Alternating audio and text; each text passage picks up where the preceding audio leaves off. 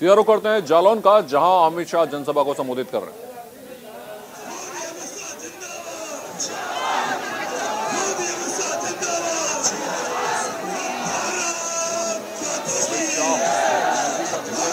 तस्वीरें जालौन की हैं। जालौन में ये रोड शो अमित शाह कर रहे हैं और देख सकते हैं आप कार्यकर्ताओं में उत्साह है। तो जालौन की ये सीधी तस्वीरें इस वक्त हम आपको दिखा रहे हैं। जालौन में अमित शाह पहुंचे हैं, रोड शो की ये तस्वीरें हैं। कार्यकर्ताओं में उत्साह आप देख सकते हैं। तो मिशन यूपी पर निकले हैं गृह मंत्री अमित शाह और लगातार चुनावों में वो सीधा जुड़ने की कोशिश करते हैं कार्यकर्ताओं से, रोड शो के जरिए, जनसभाओं के जरिए, रैलियों के जरिए। और ये जालौन से सीधी तस्वीरें हम आपको दिखा रहे हैं। अमित शाह के रोड शो की ये सीधी तस्वीरें हैं। तो जालौन में ये अमित शाह के रोड शो की तस्वीरें। विश्वास यात्रा, लोगों को भरोसा दिलवाने के लिए कोशिश है भारतीय जनता पार्टी की कि इस बार की जीत पहली बार की जीत से बड़ी हो, और इसलिए लगातार भारतीय जनता पार्टी के बड़े नेता उत्तर प्रदेश के दौरे पर हैं। उसी कड़ी में गृह मंत्री अमित शाह जालौन पहुंचे हैं और आप देख सकते हैं यहां रथ यात्रा। गृह मंत्री अमित शाह जालौन से ये तस्वीरें आ रही हैं, रोड शो की तस्वीरें। कार्यकर्ताओं में उत्साह यहां पर नजर आ रहा है। गृह मंत्री अमित शाह की ये तस्वीरें।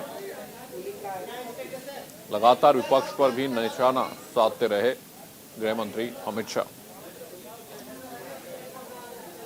तो ये तस्वीरें जालौन की हैं, जहां पर गृह मंत्री अमित शाह रोड शो कर रहे हैं।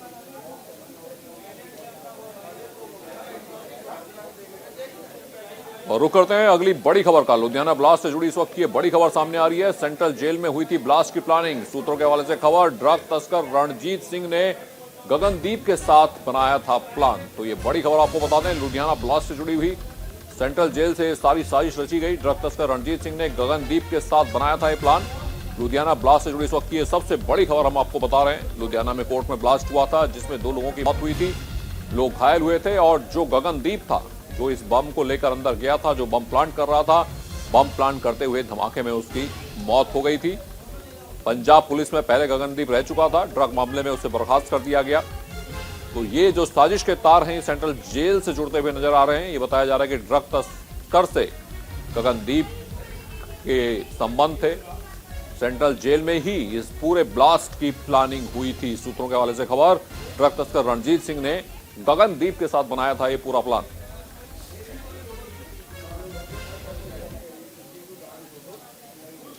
पुलिस के बारे में कहे आपत्तिजनक बोल पर पंजाब कांग्रेस चीफ नवजोत सिंह सिद्धू घिर गए हैं। चंडीगढ़ पुलिस के डीएसपी दिलशेर सिंह चंदेल ने सिद्धू को चुनौती दी कि वह फोर्स की सुरक्षा छोड़ दें, इसके बाद तो रिक्शा वाला भी उनकी नहीं सुनेगा। बता दें कि नवजोत सिंह सिद्धू कुछ दिन पहले सुल्तानपुर लोधी गए थे। वहां कांग्रेस एमएलए नवतेज चीमा के समर्थन के जोश में सिद्धू ने कह दिया कि अगर चीमा एक दबका भी मारे तो थानेदार की पैंट गीली कर देगा, जिसके बाद पुलिस फोर्स में सिद्धू के खिलाफ गुस्सा पाया जा रहा था। आपत्तिजनक बोल पर घिरे हैं सिद्धू। पंजाब पुलिस पर बयान देना सिद्धू को भारी पड़ा है। डीएसपी दिलशेर सिंह चंदेल ने दी चुनौती, हम सुरक्षा ना दें तो रिक्शा वाला भी नहीं सुनेगा सिद्धू की बात, ये डीएसपी ने कहा। नवजोत सिंह ने क्या कहा था ये आपको बता दें, थानेदार पैंट गीली कर देगा, ये नवजोत सिंह सिद्धू ने कहा था।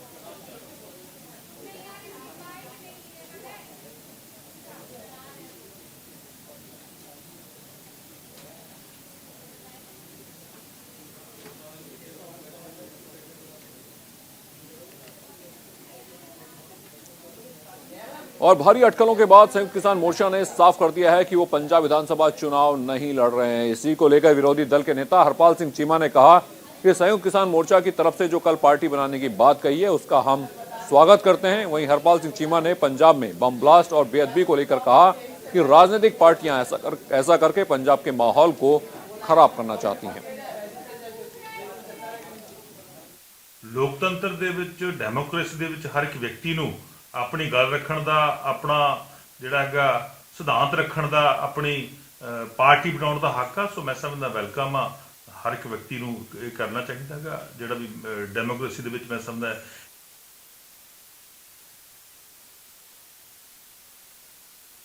ਇਲੈਕਸ਼ਨ ਤੋਂ ਪਹਿਲਾਂ ਹਮੇਸ਼ਾ ਹੀ ਹੁੰਦਾਗਾ, ਇਲੈਕਸ਼ਨਾਂ ਤੋਂ ਪਹਿਲਾਂ ਪੰਜਾਬ ਦੇ ਮਾਹੌਲ ਨੂੰ ਵਿਗਾੜਨ ਦਾ ਯਤਨ ਸਮੇਂ-ਸਮੇਂ ਦੀਆਂ ਸਰਕਾਰਾਂ ਕਰਦੀਆਂ ਨੇ, ਤਾਂ ਕਿ ਲੋਕਾਂ ਦੇ ਵਿੱਚ ਇੱਕ ਫਿਰਕੇ ਦੇ ਵਿੱਚ ਜਿਹੜਾ ਹੈਗਾ ਦਹਿਸ਼ਤ ਦਾ ਮਾਹੌਲ ਬਣਾ ਕੇ ਵੋਟਾਂ ਬਟੋਰੀਆਂ ਜਾਣ। ਇਹ ਉਸੇ ਤਰ੍ਹਾਂ ਦਾ ਸੀਨ ਜਿਹੜਾ 2017 ਜਿਸ ਤਰ੍ਹਾਂ ਹੋਇਆ ਸੀ ਉਸੇ ਤਰ੍ਹਾਂ ਦਾ ਹੋ ਰਿਹਾ, ਕਿਉਂਕਿ 2017 ਦੇ ਵਿੱਚ ਮੌੜ ਵਿਖੇ ਬੰਬ ਬਲਾਸਟ ਹੋਇਆ ਸੀ, ਹੁਣ ਲੁਧਿਆਣੇ 'ਚ ਹੋ ਗਿਆ, ਗੁਰੂ ਗ੍ਰੰਥ ਸਾਹਿਬ ਦੀ ਬੇਅਦਬੀ ਹੋ ਗਈ। ਇਹ ਸਾਰੀਆਂ ਇੱਕ ਪਲਾਨਿੰਗ ਦੇ ਤਹਿਤ, ਇੱਕ ਕੰਸਪੀਰੇਸੀ ਦੇ ਤਹਿਤ, ਇੱਕ ਸਿਆਸੀ ਸਾਜ਼ਿਸ਼ ਦੇ ਤਹਿਤ ਹੋ ਰਹੀਆਂ, ਤਾਂ ਕਿ ਪੰਜਾਬ ਦੀ ਜਿਹੜੀ ਆਬੋ ਹਵਾ ਗੀ ਉਹਨੂੰ ਜਿਹੜਾ ਹੈਗਾ ਖਰਾਬ ਕੀਤਾ ਜਾਵੇ, ਪੰਜਾਬ ਦੇ ਅਮਨ ਕਾਨੂੰਨ ਨੂੰ ਤੋੜਿਆ ਜਾਵੇ, ਪੰਜਾਬ ਦੇ ਲੋਕਾਂ 'ਚ ਦਹਿਸ਼ਤ ਦਾ ਮਾਹੌਲ ਬਣਾਇਆ ਜਾਵੇ। ਮੈਂ ਸਮਝਦਾ ਇਹ ਸਿਆਸੀ ਤਾਕਤਾਂ ਨੂੰ ਪੰਜਾਬ ਦੇ ਲੋਕ, ਜਿਹੜੀਆਂ ਇਸ ਤਰ੍ਹਾਂ ਦੀ ਸਿਆਸੀ ਤਾਕਤਾਂ ਨੇਗੀਆਂ, ਪੰਜਾਬ ਦੇ ਲੋਕ ਮੂੰਹ ਤੋੜਵਾ ਜਵਾਬ ਦੇਣਗੇ। ਪੰਜਾਬ ਦੇ ਲੋਕਾਂ ਨੇ ਆਪਸੀ ਭਾਈਚਾਰਾ ਬਣਾਇਆ ਹੈ, ਆਪਸੀ ਏਕਤਾ ਉਹਨਾਂ ਦੀ ਕਾਇਮ ਆ। ਔਰ ਮੇਰੀ ਵੀ ਅਪੀਲ ਆ ਕਿ ਸਾਰੀ ਆਪਣੇ ਏਕਤਾ ਕਾਇਮ ਰੱਖੋ। ਇਹਨਾਂ ਜਿਹੜੀ ਲੋਕ ਨੇਗੇ ਜਿਹੜੇ ਪੰਜਾਬ ਨੂੰ ਤੋੜਨਾ ਚਾਹੁੰਦੇ ਨੇ, ਪੰਜਾਬ ਦੇ ਲੋਕਾਂ ਨੂੰ ਤੋੜਨਾ ਚਾਹੁੰਦੇ ਨੇ, ਉਹਨਾਂ ਨੂੰ ਜਿਹੜਾ ਹੈਗਾ ਮੂੰਹ ਤੋੜ ਜਵਾਬ ਦਿਓ। आम आदमी पार्टी की रैली के दौरान दिल्ली के मंत्री सत्येंद्र जैन ने शिरकत की और कहा, उन्होंने बताया कि हम पंजाब में दिल्ली जैसा मॉड्यूल लेकर आएंगे। इसको लेकर हमारे संवाददाता जसबीर ने सत्येंद्र जैन से खास बातचीत की। आम आदमी पार्टी पंजाब में अपने पैर पसार रही है और जगह जगह रैली कर रही है। जैसे कि पंजाब में केजरीवाल अपने दौरे कर रहे हैं, आज पटियाला में सत्येंद्र जैन जो कि दिल्ली सरकार में मंत्री हैं, बात करते हैं उनका पंजाब का दौरा कैसा है और क्या उनकी आगे की रणनीति है। बात करते हैं सत्येंद्र जैन जी से। आम आदमी पार्टी की ओर से तो आज पटियाला के अंदर ट्रेड एंड इंडस्ट्री की मीटिंग थी, जिसके अंदर उनके प्रश्न पूछे गए, उन्होंने पूछे, अपनी समस्याएं रखी, सॉल्यूशन बताया, उनसे डिटेल में डिस्कशन हुआ, तो उसके लिए आए थे। जैसे कि दिल्ली में हेल्थ को लेके वो कर रहे हैं, अब पंजाब में क्या आपकी प्लानिंग? देखिए, हेल्थ और एजुकेशन दो ऐसी चीज़ें जो जैसे इंसान के दो पैर होते हैं ना, चलने के लिए दोनों टांगें चाहिए होती हैं, ऐसी दो चीज़ें चाहिए, अच्छी एजुकेशन, अच्छी हेल्थ केयर। हमने पंजाब से वादा किया है कि क्वालिटी एजुकेशन देंगे सबको, क्वालिटी हेल्थ केयर देंगे, मुफ्त में देंगे, शानदार देंगे। अपने पंजाब को जैसे दुनिया के डेवलप देश है उसे डेवलप करके दिखाएंगे। जैसे कि आपको लगता है अभी दिल्ली तो बहुत इजी है, पंजाब में आप कर पाओगे? सर, दिल्ली में भी जब तक हम नहीं आए थे तब तक बड़ा मुश्किल लगता था, हम ही कर सकते हैं। पंजाब में सत्येंद्र जैन जी जो दिल्ली सरकार में मंत्री है, और इनका कहना है जैसे हम दिल्ली सरकार में मॉडल लेके आए वैसे पंजाब में भी लेके आएंगे। पटियाला से कैमरामैन साहिल के साथ।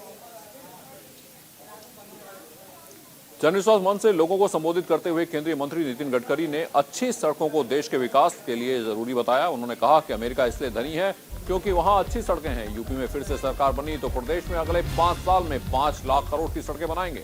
इस दौरान उन्होंने केंद्रीय मंत्री स्मृति ईरानी की भी जमकर सराहना की। उन्होंने कहा कि स्मृति ने 5 साल में अमेठी में इतना काम किया जितना पिछले 50 सालों में नहीं हुआ। उन्होंने अटल बिहारी वाजपेयी को युग पुरुष बताया।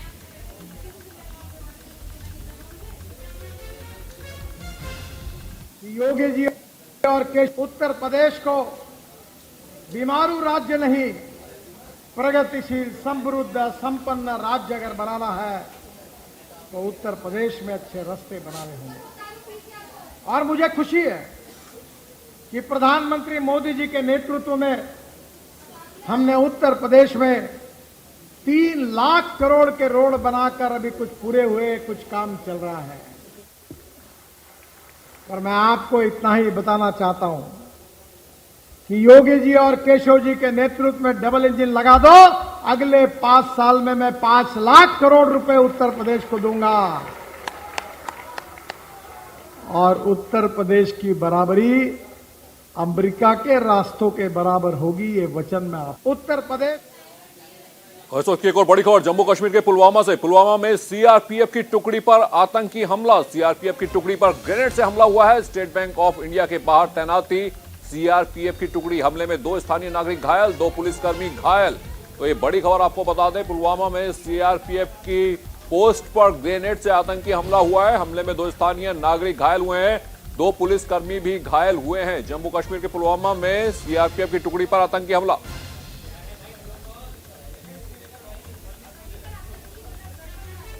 और हमारे सहयोगी ज्योति पशनंदा जुड़ चुके हैं हमारे साथ। ज्योति, किस वक्त की ये घटना है?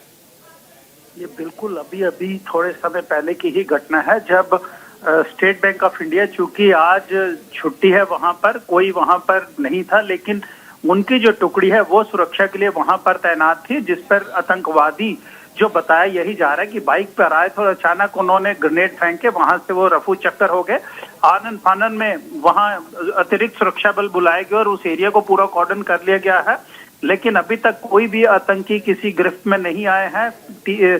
जो सीसीटीवी फुटेज है बैंक की और उसके आगे पीछे की, वो भी खंगाली जा रही है कि देखें कि वो किस डायरेक्शंस में गए हैं। और इस हमले में अभी तक 2 पुलिसकर्मी घायल हो चुके हैं, जिनको उपचार के लिए हॉस्पिटल शिफ्ट किया गया है। ये बड़ी घटना है और लगातार कुछ दिनों से कश्मीर में इस तरह की वारदातों में बढ़ोतरी हो रही है। हालांकि कल भी दिन में 3 इनकाउंटर्स हुए थे, जिनमें से 5 आतंकवादी 12 घंटों में ही मारे गए थे और 2 आतंकवादियों को जिंदा गिरफ्तार किया गया था। और ये भी आज की घटना एक उसी को ही ये जो थी सीआरपीएफ की पोस्ट थी या फिर जो टुकड़ी थी वो गश्त कर रही थी? ये वहां पर तैनात है बैंक की सुरक्षा के लिए, वहां पर रहते हैं, क्योंकि कश्मीर में किसी भी कोई भी वाइटल इंस्टॉलेशंस हैं या कोई भी अति महत्वपूर्ण स्थान है जहां पर लोगों का आना जाना, वहां पर सरकार ने वहां पर अतिरिक्त सुरक्षा मुहैया करवाई हुई है। ये सीआरपीएफ भी उसी का एक हिस्सा थे जो बैंक के बाहर तैनात थे। बिल्कुल ज्योति, इस तमाम जानकारी के लिए आपका बहुत बहुत धन्यवाद। तो पुलवामा में सीआरपीएफ की जो पोस्ट थी बैंक के बाहर, उस पर ग्रेनेड से हमला हुआ। तो बड़ी खबर आपको बता रहे हैं, ग्रेनेड से हमला किया गया जिसमें 2 पुलिसकर्मी घायल हुए, 2 स्थानीय लोग भी घायल हुए। और रुक करते हैं अगली खबर का। एआईएमएम के प्रमुख असदुद्दीन ओवैसी ने स्वास्थ्य सुविधाओं को लेकर योगी सरकार पर जमकर निशाना साधा। उन्होंने फिरोजाबाद रामगढ़ में आयोजित जनसभा में कहा कि बच्चे मर रहे हैं, लेकिन सीएम योगी आदित्यनाथ शहरों का नाम बदलने में लगे हुए हैं। साथ ही कहा कि ओवैसी ने कहा कि अगस्त सितंबर में फिरोजाबाद में वायरल बुखार आया। इस बुखार से 45 से लेकर 200 तक मासूम बच्चों की मौत हुई। इन मौतों का कौन जिम्मेदार है? इसकी जिम्मेदार बीजेपी सरकार है। फिरोजाबाद में अगस्त सितंबर में बुखार आया तो मीडिया ने लिखा कि 45 से लेकर 200 के दरमियान में मासूम बच्चों की मौत हो गई। इसका जिम्मेदार कौन है? इसका जिम्मेदार बीजेपी की सरकार है। आप बताइए कि टाइफाइड हो जाता है, मलेरिया हो जाता है, क्या क्या हो जाता है। पेड़ के नीचे बच्चों को लिटाकर वहां पर उनको ड्रिप दिया जा रहा था। उत्तर प्रदेश में बीजेपी की सरकार है। अब आप जाकर अगर बाबा से कहेंगे, मुख्यमंत्री से, कि अगस्त सितंबर में 45 और 200 के दरमियान में बच्चों की मौत हुई, तो बाबा बोलेंगे नाम फिरोजाबाद है इसलिए बुखार आ गया। बाबा के दिमाग पर ये नाम को हटाने का बुखार है। मुख्यमंत्री के दिमाग में ये नहीं आता कि बच्चे क्यों मर रहे हैं। बच्चे इसलिए मर रहे हैं क्योंकि बीजेपी की सरकार ने फिरोजाबाद में सिर्फ 17 पब्लिक हेल्थ सेंटर्स कायम किए। डॉक्टर का इंतजाम नहीं है, दवाएं नहीं है, कुछ नहीं है, मगर बाबा कहेंगे कि नाम बदल दो फिरोजाबाद का, बुखार नहीं आएगा, बच्चे नहीं मरेंगे।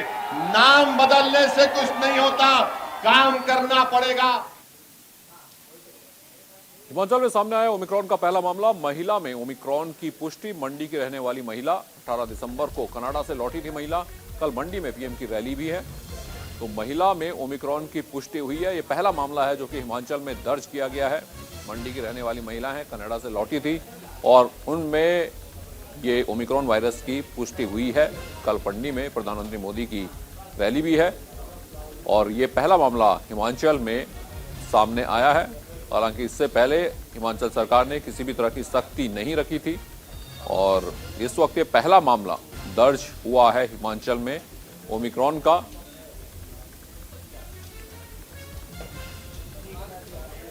और हमारे सहयोगी मोहित प्रेम शर्मा जुड़ चुके हैं हमारे साथ। सीधा मोहित का रुख करते हैं। मोहित, ये महिला पे ओमिक्रॉन की पुष्टि हुई है तो अब प्रशासन क्या कार्रवाई कर रहा है? क्या ट्रैकिंग और ट्रेसिंग की प्रक्रिया अपनाई जा रही है? बिल्कुल, देखिए ये पहला मामला है रमन यहाँ पर हिमाचल प्रदेश में और मंडी शहर में ये मामला ट्रेस हुआ है। इससे पहले 18 तारीख को यानी 18 दिसंबर को महिला का सैंपल लिया गया था क्योंकि जो है वो महिला बीमार थी और उस सैंपल को दिल्ली भेजा गया था जांच के लिए और उसकी अब जो है वो पुष्टि हो गई है कि ओमिक्रॉन जो वेरिएंट है वो महिला में पाया गया है। महिला कनाडा से लौटी थी और अपने आप में जो है क्योंकि एक ये माना जा रहा था कि हिमाचल प्रदेश सरकार इस बाबत जो है गंभीर है क्योंकि सीएम जयराम ठाकुर हर रोज जो है वो एक जो वर्चुअल माध्यम से तमाम जो डिप्टी कमिश्नर हैं 12 जिलों के उनके साथ जुड़े रहे और रिपोर्ट जो है वो तलब की थी इससे पहले भी। लेकिन ये कहा जा रहा था कि सख्ती बरती जा सकती है अगर कोई इस तरह के मामले सामने आए हैं। हालांकि पहला मामला है, लेकिन सरकार अपनी तरफ से लोगों को जागरूक जो है वो पहले से ही कर रही थी मास्क और सोशल डिस्टेंसिंग के लिए और थोड़ी गंभीरता से लेने के लिए। लेकिन अब क्योंकि मामला आ चुका है तो अब देखना होगा कि किस तरह का रुख रहता है सरकार का, क्योंकि मंडी में ही प्रधानमंत्री नरेंद्र मोदी की कल रैली भी होनी है, जो सरकार के यहाँ पर हिमाचल प्रदेश की जयराम सरकार की 4 साल पूरे होने जा रहे हैं और उसको लेकर जश्न मनाया जाएगा। तो ये कहा जा सकता है कि उसके बाद सियासत भी शुरू होगी हिमाचल प्रदेश में। लेकिन कुल मिलाकर के ये पहला मामला आया है और अब कहीं ना कहीं एक नई रणनीति जो है इस बाबत तैयार की जा सकती है। मसलन विदेश से आने वाले जो नागरिक हैं उनका जो है पूरा एक डाटा तैयार किया जाएगा और उसके बाद कहीं ना कहीं ये देखा जाएगा कि उनमें से कितने लोगों की जांच अब तक हुई है। ऐसा भी हो सकता है, ये कदम भी उठाया जा सकता है कि तमाम लोगों की जांच जो है वो की जाएगी, उनमें संक्रमण है या नहीं, या इस तरह की कोई उसमें सिम्टम जो है अगर है या नहीं। लेकिन क्योंकि ये रोकथाम की बात है यहाँ पर और अभी टूरिस्ट सीजन भी हिमाचल प्रदेश में जोरों शोरों से शुरू हो चुका है, तो ऐसे में भीड़ भाड़ जो है वो भी यहाँ पर जुटनी हो गई है जो टूरिस्ट स्पॉट है। तो अब देखना होगा सरकार का अगला कदम। बिल्कुल प्रेम, आप तमाम जानकारी के लिए बहुत बहुत धन्यवाद आपका। और बेहद सावधानी इस वक्त जरूरी है, ओमिक्रॉन क्योंकि तेजी से पांव पसार रहा है। रुक करते हैं अगली खबर का। एमसी पार्क के नजदीक जल्द ही एक मल्टीपर्पज बिल्डिंग बनने जा रही है। इस बिल्डिंग में तमाम एनजीओ के ऑफिस, मैरिज पैलेस और कुछ सामाजिक संस्थाओं को भी दफ्तर मुहैया करवाया जाएगा। करोड़ों रुपए की लागत से बनने वाले इस मल्टीपर्पज बिल्डिंग का निर्माण किया जा रहा है। इसको लेकर हिमाचल वित्त आयोग के अध्यक्ष सतपाल सती ने जगह का जायजा लिया। सतपाल सती ने कहा कि इस मल्टीपर्पज बिल्डिंग के बनने से जहां नगर परिषद को आय का साधन मिलेगा, वहीं रोजगार भी बढ़ेगा। हमारा जो खुली जगह ऊना म्यूनसिपल कमेटी के लिए वेटरनरी हॉस्पिटल जहां से हटा करके लगभग 11 कनाल दी थी, इस जगह के ऊपर हम चाहते हैं को मल्टीपर्पज कॉम्प्लेक्स बने, जिसमें हमारे शहर के सामाजिक संस्थाएं जगह जगह पर दफ्तर उन लोगों के हैं, लेकिन वो कई बार गवर्नमेंट से मांग करते हैं कि हमारे ऑफिस जहाँ पर बने, तो उनके लिए हम लोग दे सकते हैं। जहाँ जो भी हमें अप्रोच करेगा, जिनसे भी लगता है जिनको कि हमें दफ्तर बढ़ाना है, जिस तरह से मान लो हिमोत्कर संस्था है, भारत विकास परिषद है, इनर व्हील क्लब है और एक्स सर्विसमैन लीग क्लब है, सीनियर सिटीजन की संस्था है, ऐसे अलग अलग संस्थाएं यानी जो भी हमारी हो सकती हैं, उन लोगों को हम लोग चाहते हैं कि जहाँ पर 2 रूम सेट करके उनको नॉमिनल चार्जेस के ऊपर, किराए के ऊपर दे दिए जाएँ, ताकि वो अपनी सामाजिक संस्थाएं जो इतना काम करती हैं उनको एक छत मिल जाए, एक अच्छा सुचारू रूप से उनका काम चले। महाराष्ट्र में ओमिक्रॉन से संक्रमित मरीजों की संख्या 100 के पार पहुंच गई है। वहीं राज्य में कोरोना के मामले भी फिर से बढ़ने लगे हैं। इसी बीच पीएम मोदी ने बच्चों, फ्रंटलाइन वर्कर्स और सीनियर सिटीजन को बूस्टर डोज का ऐलान किया है, जिसको लेकर महाराष्ट्र के स्वास्थ्य मंत्री राजेश टोपे ने फैसले का स्वागत किया।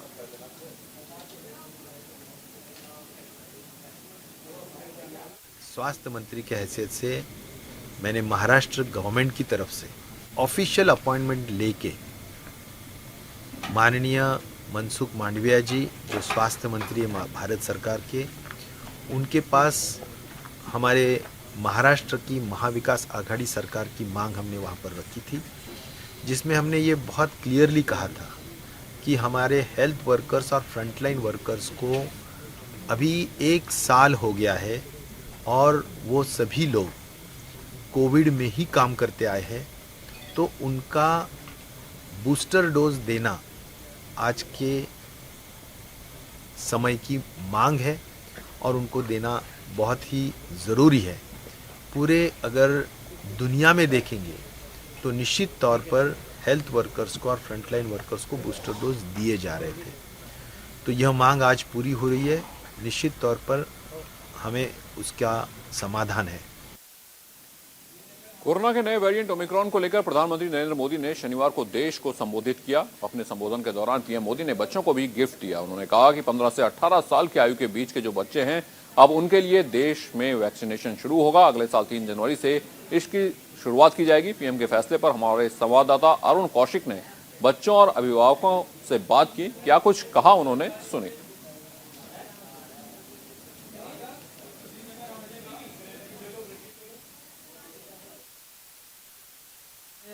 बच्चों को वैक्सीनेशन के हरी झंडी दे दी है। इस वक्त हम मौजूद हैं मुंबई के गोरेगांव इलाके में। गोरेगांव इलाके की एक सोसाइटी है जहाँ आप देख सकते हैं बच्चे क्रिकेट खेल रहे हैं। ये पिछले 2 साल से इसी तरह का माहौल है, लोग अपनी सोसाइटी में ही खेलते हैं। लेकिन अब जब वैक्सीनेशन की बात आई है, वैक्सीनेशन लगने की बात आई है, तो बच्चे अब थोड़ा रिलैक्सेशन महसूस कर रहे हैं, बच्चे खुश हैं। बच्चों से बात करते हैं। आपका नाम क्या है? कार्तिक। कार्तिक, अभी जो नया डिसीजन आया है प्रधानमंत्री का, क्या आपको मालूम है? हाँ, तो कैसे देखते हैं आपको? हाँ, मेरे हिसाब से काफ़ी अच्छा डिसीजन है। 15 एंड ओवरऑल को भी ट्रैवल करना है, कॉलेज जाना है, उनकी भी लाइफ ऑलमोस्ट पॉज हो चुकी है लॉकडाउन की वजह से। अब उन्हें भी वो चीज़ें लिव करने मिलेगी जो हमें मिली थी।